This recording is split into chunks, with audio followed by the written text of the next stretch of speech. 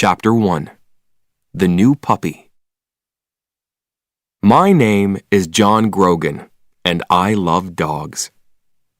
When I was 10 years old, my father gave me my first dog. I called him Sean. Sean was my best friend. He went everywhere with me, and he was very obedient. When I called him, he came to me. He played with me, and he walked next to me without a leash. In the car, he sat next to me quietly. After many years, Sean died. He was 14 years old. By that time, I wasn't a boy. I was a man. I had my first job. Sean was a great dog. I wanted to get another dog, but it had to be as wonderful as Sean. Some years later, I moved to Florida and married Jenny. Jenny and I had jobs with newspapers. We were very happy. We were young and in love, and life was wonderful. One day, I bought a plant for Jenny. It was very large, with beautiful white flowers. Jenny loved it, maybe too much. Every day, she gave it water. In the end, the plant got sick and died. Some days later, I woke up early. Jenny wasn't in bed. I found her at the table with a newspaper. She had a red pen in her hand. "Jenny," I said, "what are you doing?" She showed me the newspaper. It was open at a page of ads. "Look at this, John," she said. I saw an ad with a big red line under it. Beautiful Labrador puppies, 5 weeks old. "I can't forget about that plant," Jenny said. "Why couldn't I look after a plant? I only had to give it water, but I killed it." She looked sad, but then she smiled. "I can't look after a plant, but maybe I can look after a dog. And later, maybe I'll be ready for a baby." I thought about that. Jenny and I wanted to have children one day, but we loved dogs too. Our little house was a good place for a dog. We lived near a park and near a beach, and the house had a big yard with lots of trees. "Okay," I said. I put my arms around Jenny. "Let's get a dog." So some days later, we drove to the address in the ad. The house was in the middle of some woods. A woman came to the door, and there was a beautiful yellow Labrador with her. "I'm Lori," said the woman. "And this is Lily. She's the puppy's mother." "Where's the father?" I asked. "Oh," said Lori, "Sammy boy, he's around here somewhere." Then she said quickly, "Do you want to see the puppies?" Lori took us into a room behind the kitchen. There were a lot of newspapers on the floor and a large box by the wall. In the box were 9 yellow puppies. "Oh," cried Jenny, "aren't they beautiful?" We sat on the floor with the puppies. One little puppy really liked us. He climbed up our shirts and looked into our eyes. "The puppies are $375 each," said Lori. "But you can have that puppy for $350. I stood up and turned away from the puppies. Then I turned back quickly and shouted loudly. The other puppies ran away, but the little puppy ran to me and climbed over my shoes. "That's our puppy," Jenny laughed. I held him in front of my face. I looked at him, and he looked at me. He had very large brown eyes. I gave him to Jenny, and she held him too. I think he likes us, I said. We paid Lori for him. Come back for him in 3 weeks, she said. He'll be 8 weeks old, so you can take him then. We thanked Lori and said goodbye. On our way to the car, I put my arm around Jenny. Isn't it wonderful? I said. We got our dog. Yes, she said. I can't wait to bring him home. Suddenly, we heard a loud noise in the woods. Something ran out of the trees, something large and yellow. It was a big Labrador. But this dog was very different from Lily. This dog was wild and dirty. It had a crazy look in its eyes. It ran quickly past us and around the back of the house. I think, I said slowly, that's Dad. Jenny and I tried to think of a name for our puppy, but each of us liked different names. One morning, we heard a song by Bob Marley, the Jamaican singer, on the radio. Bob Marley was dead, but people played his music everywhere in Florida. Jenny and I liked his music too. Suddenly, at the same time, we shouted, Marley! That's it, I cried. That's his name, Marley. Jenny smiled. Some days later, Jenny's sister called her from Boston. We're visiting Disney World next week with the children, she said. Would you like to come with us? Jenny wanted to go to Disney World very much. But I won't be here when Marley comes home, she said. That's okay, I said. I'll go and get Marley. A week later, Jenny left for Orlando. That evening after work, I drove to Lori's house. Marley was a very large puppy now.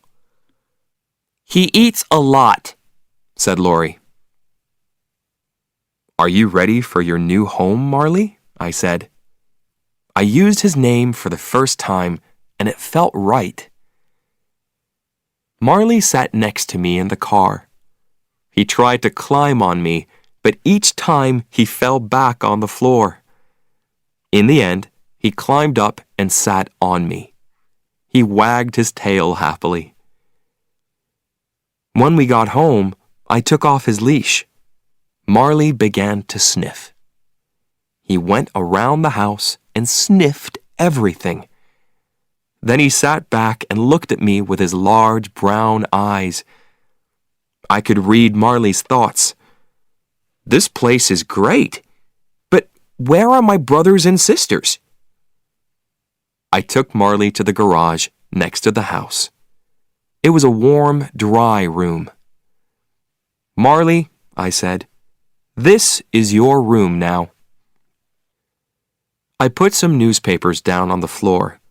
I put some playthings down too. Then I put some water in a bowl and made a bed from a large box. You're going to sleep here, I said. I put Marley into the box. He looked sadly up at me. I went back into the house and closed the door. I stood and listened.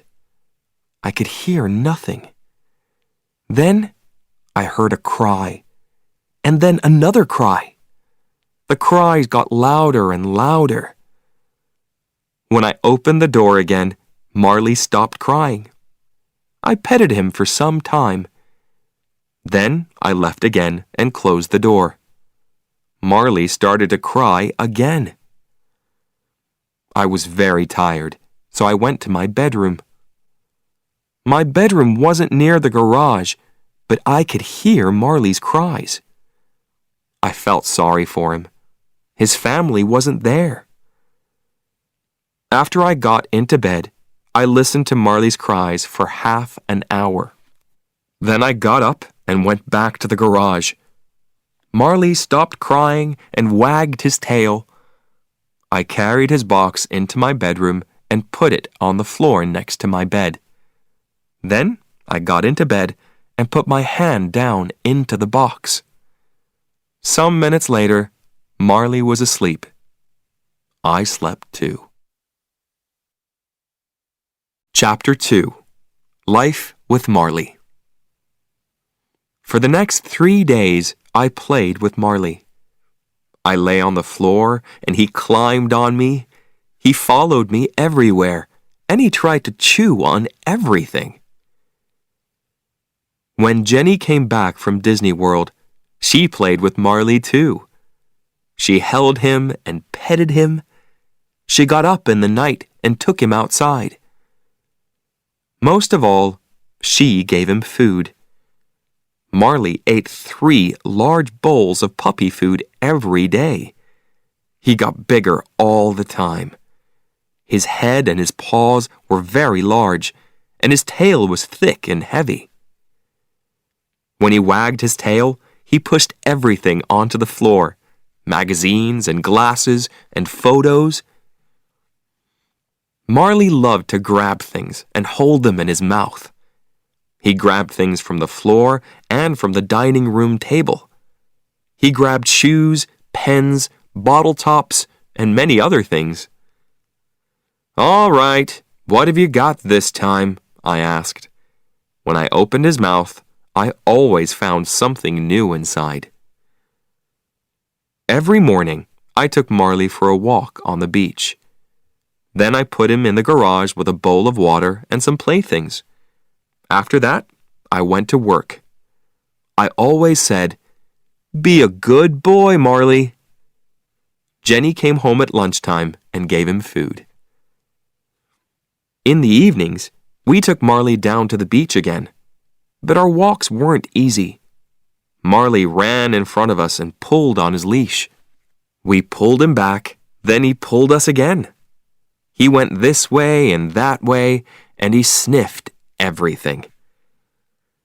We tried to teach Marley, "Come, stay, sit, down, no." But he didn't listen to us. He wasn't obedient. He was like an excited child. But every day he got bigger and stronger. "I killed the plant, but I'm good with Marley," Jenny said happily. One day, Jenny invited a friend to our house. Her friend brought her old dog Buddy with her. Buddy and Marley ran and played. Then they were tired, so they lay down in the yard. Some days later, Jenny was with Marley when she said, "Come and look at this, John." I looked and I saw something small and black in Marley's fur. "Oh no," I said. "Marley has fleas." They were on his paws, inside his ears, and under his tail. "Buddy had fleas and he gave them to Marley," said Jenny angrily. She ran out and got into her car. Half an hour later, she came back with bags of chemicals. First, she washed Marley's fur with the chemicals. Then, she put him in the garage and cleaned the house carefully. I cleaned the yard. Every day after that, we looked in Marley's fur, but we couldn't see any more fleas. Some weeks later, Jenny said, "John, I'm going to have a baby." "That's wonderful," I said. I was very happy. We were ready for a baby now. Then Jenny said, "But will those chemicals be a problem?" "What chemicals?" I asked. "What do you mean?" "Don't you remember? I used very strong chemicals when Marley had fleas. They can't be good for a baby," she said. She talked to her doctor about the chemicals. "It's all right, Jenny," he said. "Everything will be okay." Jenny got up early every day and took Marley for a walk. She ate lots of fruits and vegetables. After 10 weeks, she and I saw the doctor again. "Would you like to see your baby?" he asked. "Yes, please," we said. We felt very excited. The doctor took us into a room at the back, and Jenny lay down. He moved something over Jenny. On a machine next to him, we could see something like a small gray bag, but we couldn't see a baby inside. "Is there anything in there?" asked Jenny. After a time, the doctor said quietly, "I'm very sorry, Jenny. Your baby's dead." I felt sick. I sat and held Jenny's hand. We didn't say anything for a long time. When the doctor left, I put my arms around my wife. Later, I took her home. She was very quiet in the car. Her eyes were red, but she didn't cry. Back home, Jenny went into the dining room and sat down quietly on a chair. I got Marley from the garage. He was very excited. He jumped up and wagged his tail. He wanted to play. "Not today, Marley," I said, sadly. Marley ran into the yard. He came back into the house and drank water from his bowl. Then he ran into the dining room, and I followed him. But at the door of the dining room, I stopped. I saw a wonderful thing. Marley stood quietly in front of Jenny with his tail between his legs. He put his big head on her legs. He looked at her with his large eyes and made small cries. Marley understands, I thought. Jenny petted his head and put her face in his fur. Then, suddenly, she began to cry. I went to them and put my arms around them. The three of us stayed there for a long time, Jenny, Marley, and me. Chapter 3. The Obedience Class. When Marley was 6 months old, Dr. J, the animal doctor, told us about an obedience class. We loved Marley very much, but he wasn't an obedient dog. Every day he got bigger and stronger, and he didn't listen to us. He jumped up on us. He grabbed things in the house and chewed them. When I bought flowers for Jenny, Marley ate them. We met the teacher of the obedience class. She had a cold face, and she didn't smile. "There are no bad dogs," she said, "but there are some very weak people." The class was every Tuesday evening. We put Marley into the car and drove to the first class. When Marley saw the other dogs, he got very excited. "A party!" He jumped out of the car. I ran after him, but I couldn't catch him. Marley sniffed every dog before I caught his leash. "Take that dog back to his place in the line," said the teacher.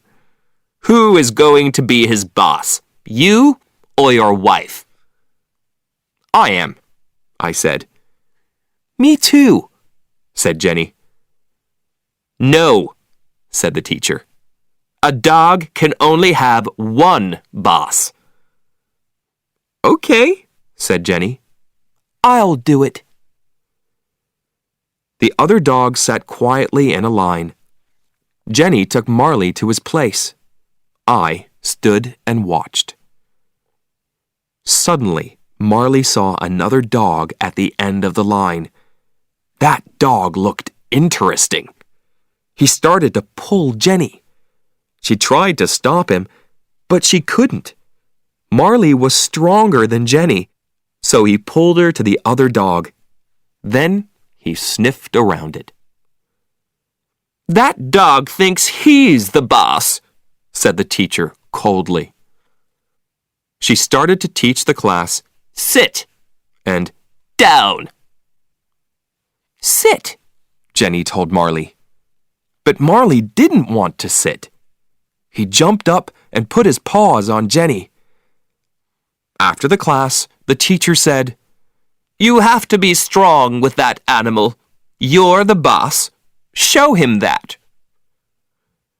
When we got home, Jenny said, "You can take Marley to the class next week." The next Tuesday, Marley and I went back to the class. Jenny stayed at home. In the car, I said to Marley, "I'm the boss. You're not the boss. I'm the boss. Do you understand?" But Marley only looked at me and wagged his tail. Then he tried to chew my hands.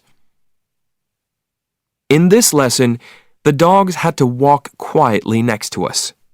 It was a very important lesson for Marley.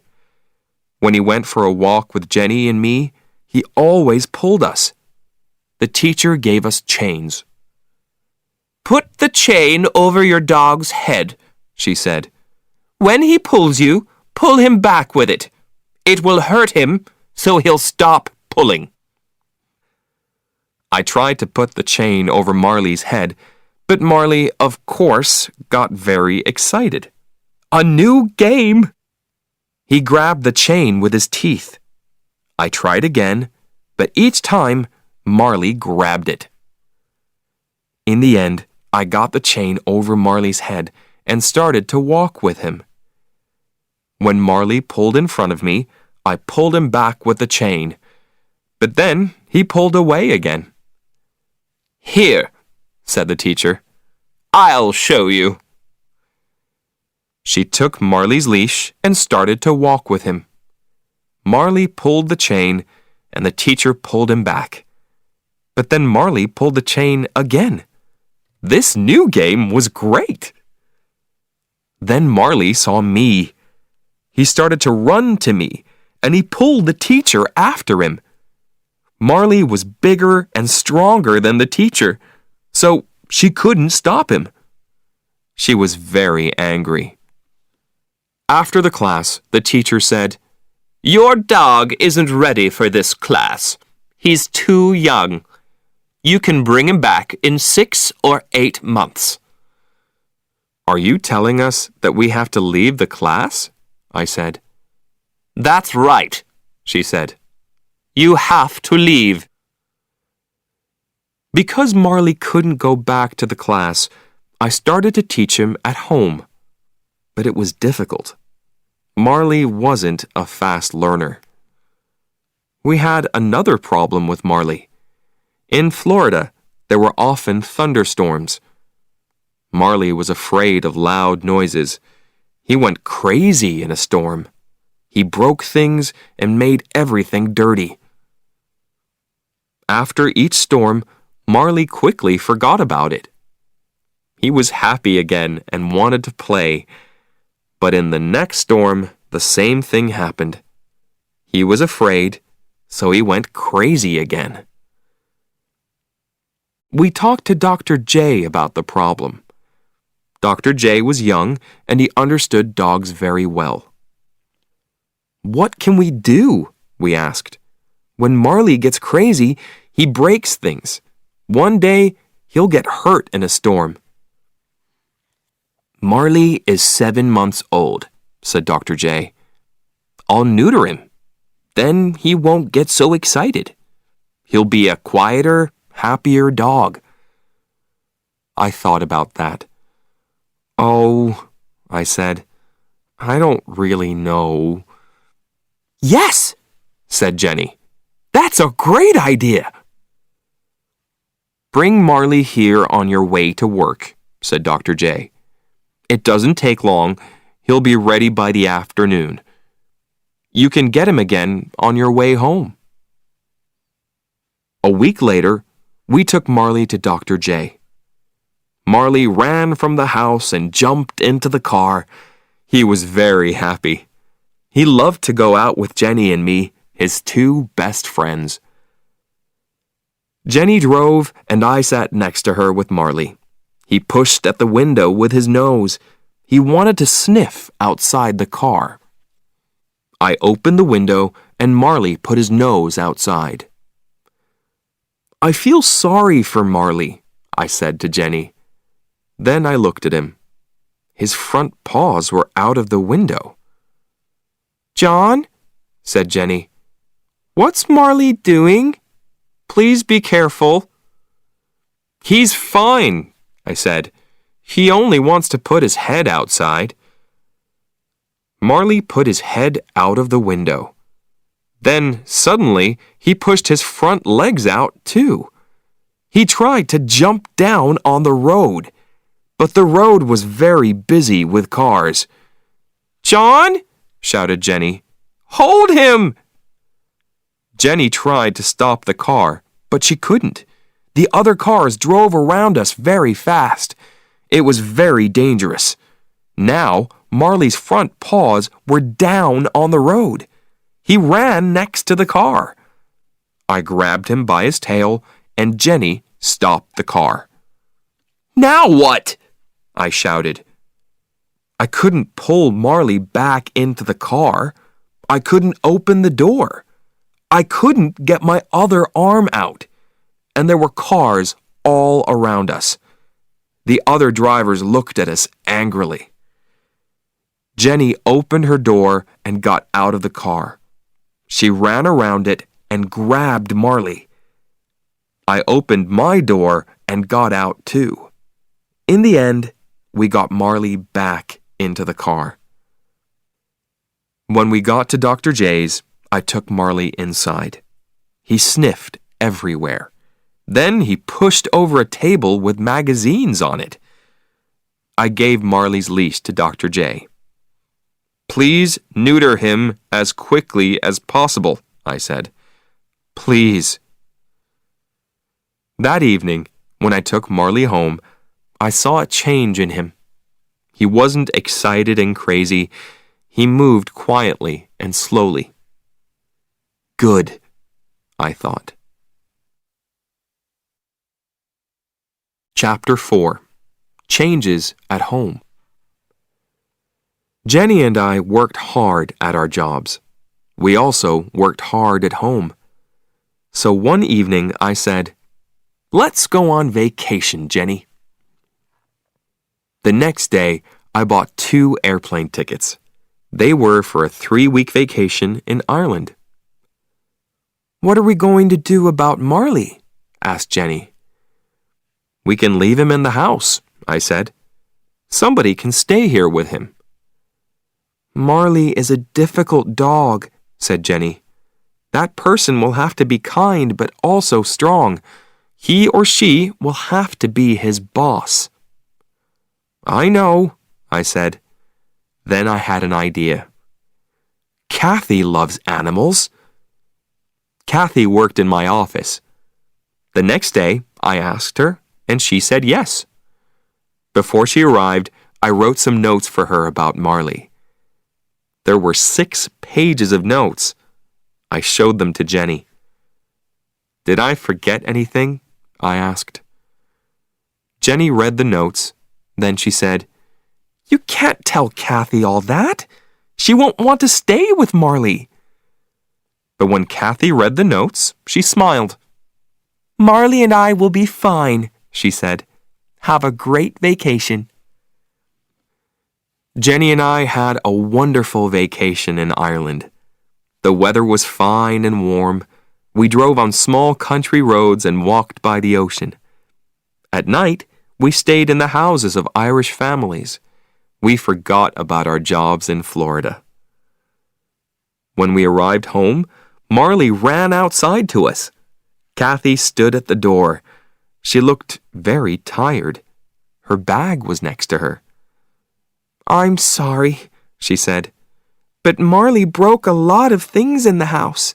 He wasn't obedient, and he didn't listen to me." We thanked Kathy, but she wanted to leave very quickly. I turned to Marley. "All right, Marley," I said. "Tomorrow you're going to learn about obedience." The next morning, Jenny and I went back to work. But first, I put the chain around Marley's neck and took him for a walk. Marley started to pull me. "Sit, Marley," I said. Marley sat. "Okay, let's try that again," I said. We started to walk, and Marley pulled me again. I made the chain very short and pulled him back. It hurt him, but it was the only way. In the end, he learned his lesson. He walked next to me and didn't pull me. I felt very happy. "Good, Marley," I said. "I'm the boss." Some days later, Jenny called me at the office. "John," she said, "I went to see the doctor. I'm going to have a baby." This time, Jenny and I were very careful, and we put away every chemical in the house. Jenny looked well. She got up early each morning and took Marley for a walk by the ocean. When we went to the doctor, we saw our baby on the machine. But I didn't forget about Marley. I worked with him every day. Marley was more obedient now, but he didn't listen to me all the time. He came when I called him. Sometimes. In our yard, we had a fruit tree. Marley loved eating fruit, but it went through him quickly. His poop was everywhere in the yard. He ate a lot of other things too. These went through him and came out in his poop: toys, pens, and bottle tops. I bought Jenny a beautiful chain for her birthday. She loved it and she put it around her neck. But some hours later she cried, "My chain! Where is it? Maybe I didn't put it on right." "We didn't go outside," I said. "So it's here in the house." We looked in every room, but we couldn't find the chain. Suddenly Jenny said, "What's that in Marley's mouth?" I saw the end of a thin chain. "Oh no!" I cried. "Okay, Marley, it's all right. Come here now. Please give us the chain." But Marley only looked at us. Suddenly, he threw his head back. "He's eating the chain!" cried Jenny. I opened his mouth and pushed my hand down, but I couldn't find the chain. "We'll have to wait," I said. "The chain will go through Marley and come out in his poop." I gave Marley lots of fruit. We waited for 3 days. I followed Marley everywhere. When he pooped, I looked for the chain, but it wasn't there. On the 4th day, I found it. After I washed it, it was very clean. It had a beautiful shine. "That's wonderful," Jenny said. "It shines better than before." Jenny wore that chain for years. When I saw it, I always thought of Marley. Our son was born in St. Mary's Hospital in Palm Beach. We called him Patrick, an Irish name. "Things are going to change at home for Marley now," said Jenny. "Maybe he won't like the changes." I brought Jenny and Patrick home from the hospital. Patrick was asleep, and we put him on our bed. Then we went to the garage and brought Marley into the house. He followed Jenny into the bedroom, but he didn't see Patrick on the bed. Then Patrick made a small noise, and Marley's ears went up. Where did that noise come from? Patrick made another noise. Marley held up a paw, and Jenny and I watched him. What's Marley going to do? I thought. Marley jumped up onto the bed. I pulled him back quickly and held him. Patrick's eyes were very wide, But Marley didn't want to hurt Patrick. He sniffed all around him. Now Marley had a new best friend. When he was near Patrick, he wasn't wild and crazy. At night, he slept under Patrick's bed. 6 months later, Patrick started to move around. Marley lay on the floor, and Patrick climbed over him. Sometimes Patrick pulled Marley's fur, but Marley lay quietly and didn't move. We were parents now, and we were happy. We had our wonderful baby. We had our dog. We had our house by the ocean. Life was good. Then, when Patrick was 9 months old, Jenny said, "I'm going to have another baby." Chapter 5. Difficult Days. Sometimes bad things happened in our street. One night in October, Jenny and I were in bed. Marley lay on the floor next to me. Suddenly, I heard a cry, the cry of a girl. It came from the street outside. I felt afraid, but I jumped out of bed. "Come with me, Marley," I said. "Please, John, don't go out there," said Jenny. "Call the police," I said. "I'll be careful." I held Marley by the end of his chain. The girl cried again. We went outside, and a man ran away down the street. 2 young men ran to me. "Go and stay with the girl," they shouted. "Help her. We're going after the man." I ran to the girl.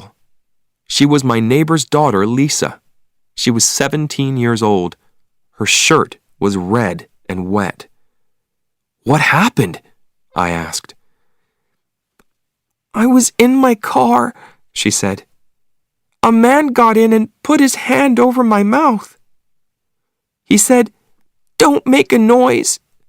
But I did, and he cut me with his knife." I held Lisa in my arms. "It's going to be all right," I said. But I didn't really think that. Lisa's face was gray, and she was very weak. I looked at Marley. He stood and looked down the street.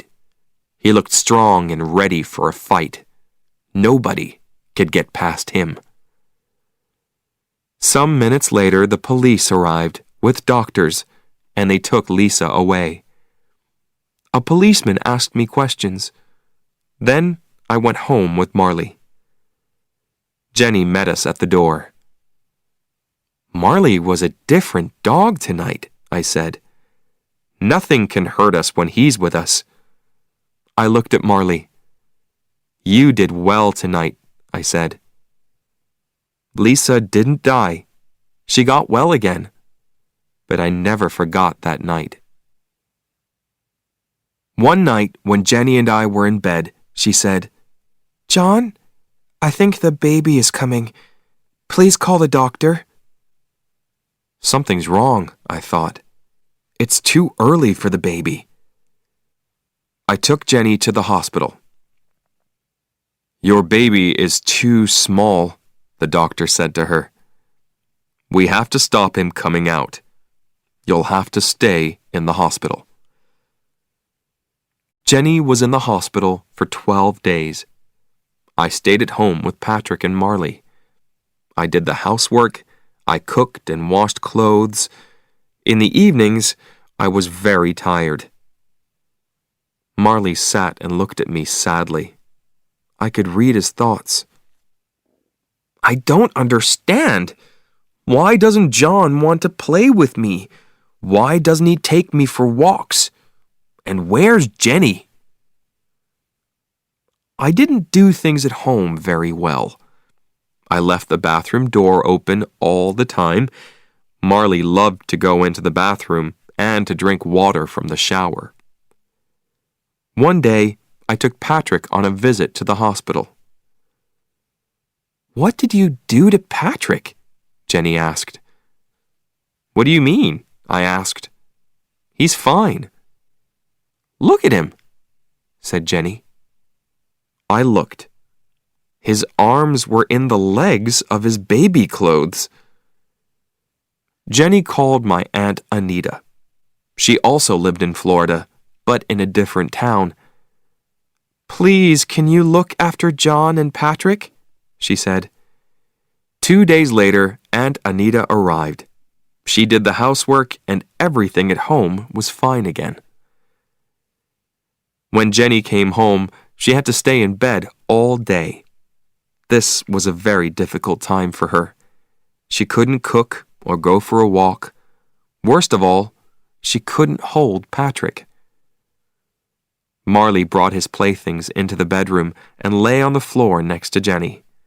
He stayed there day and night. Aunt Anita had to go home to her husband, so I had to look after the house again. Then one day, when the doctor visited Jenny, he said, "You can get up now. The baby is bigger." Jenny was very happy. She got up and played with Patrick and Marley. She started to do the housework. The next day, we went to a Greek restaurant for lunch. But suddenly, the baby started to come. So I took Jenny to the hospital. Then everything happened very quickly. 1 hour later, I held my beautiful new son in my arms. Jenny and I had 2 sons now, Patrick and Connor. One was 17 months old and one was a baby. We were very happy with our sons, but we were tired all the time. The babies woke us every night. We couldn't sleep for more than 2 hours. Connor had problems with Jenny's milk. After he drank, he was sick. So Jenny was very sad. "What's wrong with me?" she said. "Connor doesn't like my milk. Maybe I'm not a good mom." She started to get angry quickly. She didn't get angry with Patrick and Connor, but she was often angry with Marley and me. Marley could do nothing right. I bought a plant and planted it in the yard. The next day, Marley pulled it out and ate it. Then he broke a door in the house. He went crazy when there was a thunderstorm. One day when I got home from work, I found Marley with Jenny. Jenny was very, very angry. "Why do you break everything?" she shouted. "You're a very bad dog." Marley stood with his head down, and she hit him again and again. I went and grabbed Jenny's arms. "Hey, hey, hey!" I shouted. "Stop! Stop!" I looked into Jenny's face, but the look in her eyes was new to me. Her face was the face of a stranger. "Get him out of here," she said. "Get him out of here now." I opened the front door and Marley ran outside. When I turned back for his leash, Jenny said, "You have to find Marley a new home." She couldn't mean it. She loved this dog. I walked out of the door. Marley ran and jumped around. He wasn't hurt. I took Marley into the street and said, "Sit." He sat. I put his chain over his head with the leash. Then I took him for a very long walk. When we got home, Marley was very tired. I took off Marley's leash and he ran to his bowl. The water went everywhere on the floor. I cleaned it. Jenny sat in a chair with Patrick and Connor. When I walked past her, she said quietly, "I want that dog to leave." I felt very sad. Marley was my friend, and I loved him. I didn't want to find a new home for him. But I also had a wife and 2 small children. I had to think about them. I talked to my friends and neighbors about Marley. "Do you want a Labrador?" I asked, but nobody did. I looked in the newspapers. They were full of ads from people with dogs, and a lot of the ads were for Labradors. These people paid a lot of money for their dogs, I thought, but now they're looking for new homes for them. Maybe Labradors are too difficult, too big and strong. Marley wasn't an easy dog. He wasn't obedient, and he broke things. But we brought him to our home when he was a puppy. He loved us, and we loved him. He was our dog. I took Marley back to the obedience class. A different teacher was there now. This time things went better. I said sit, and Marley sat. I put the chain around his neck, and he walked quietly next to me. I said stay, and he stayed. I walked away from him, but he didn't move. Then I turned and said, "Come." Marley ran quickly to me. "Good boy, Marley," I said. "Good, good, good boy." At the end of the 8 weeks, the teacher gave me a paper. It said, "Marley did well in the obedience class." I was very happy. On the way home, I sang. After this, a wonderful thing happened. Jenny got better. She stopped being sad and was strong and happy. She was a good mother to Patrick and Connor, and she was kind to Marley again. She danced around the room with him. Sometimes at night, when he was quiet, she lay on the floor with him, her head on his neck. Jenny's here with us again, I thought. That's great.